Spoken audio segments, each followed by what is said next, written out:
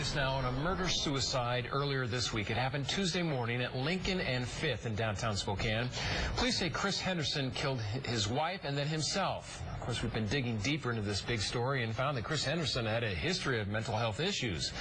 Gabe Cohen talked to a mental health professional about what we could all learn from this tragedy. Gabe. Well, Dan, during a press conference yesterday, Spokane police made it clear that after the tragedy here on Tuesday here at Deaconess, we need to learn a lot about mental health. And very early on, Police Chief Frank Straub made it clear that something needs to change.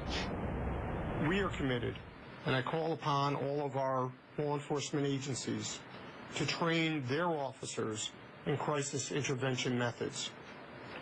I also call on the community to help us create and implement a joint police mental health practitioner response team that has advanced CIT training.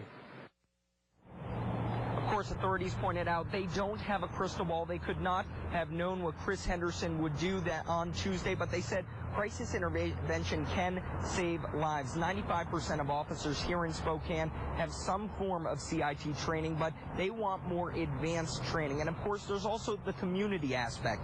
KHQ has heard from coworkers of both Chris and Sheena Henderson who knew Sheena's life had been threatened, yet none spoke out to police. I talked to Frontier Behavioral Health today about signs you should look for in family and friends.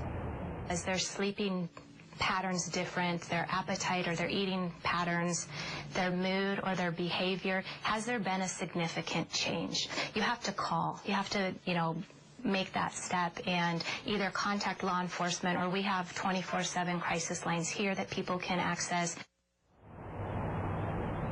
Cornwell also noted that you can never predict what someone is going to do. Who knows what would have happened if someone had made the call to authorities when one of these threats was made. But either way, agencies around Spokane are asking for changes, and they say it starts with the community getting on board. Reporting live tonight, Gabe Cohen, KHQ.